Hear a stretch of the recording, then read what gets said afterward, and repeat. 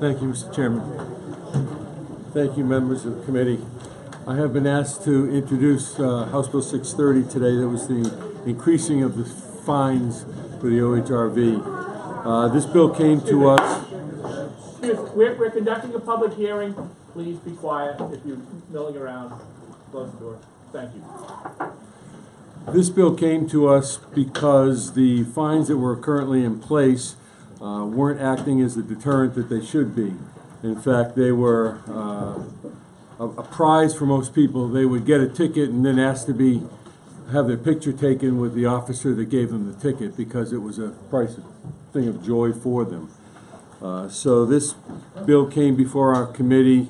There were no speakers against it, and I'm going to be able to turn this over to Capt Walsh that is able to go further into it. But it did pass our committee, our R&D, by the vote of 19-0. So we are in support of the bill. Thank you for your testimony. We have a card. I will get your card up. Yeah, Representative Walsh. Excuse me. Thank you, Mr. Chairman, members of the committee. I haven't had a minute to fill out a card, but I will paraphrase. I know that you're quite busy.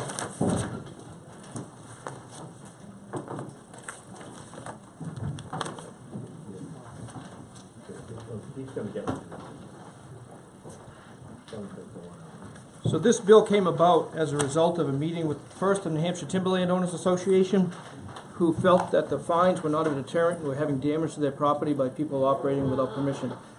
At the same time, the New Hampshire Snowmobile Association and the New Hampshire Off-Highway Vehicle Association approached me with the same concerns, that these certain fines on these certain offenses were too low and were not having a deterrent effect.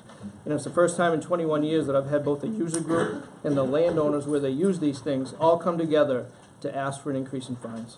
And that is really the crux of this bill. Thank you. Good question. Representative Welch.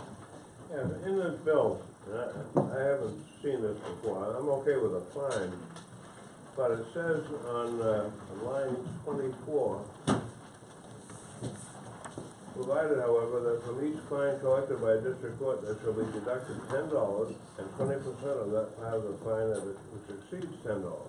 I'm not sure. I have a breakdown. It's a very convoluted system, and it's all state statutes. Some of the fine money in the state goes to the general fund, some of it goes to the judicial OIT fund, and some goes to the victims assistance fund. This is a penalty assessment. And some other parts of it as well, yeah. There are 3 or 4 statutes that dictate where the money gets diluted out to. Thank you. It took me about a week to figure that out. Further questions? Thank you for your testimony. Any further? A real quick one. Another card here, Mr. Chairman.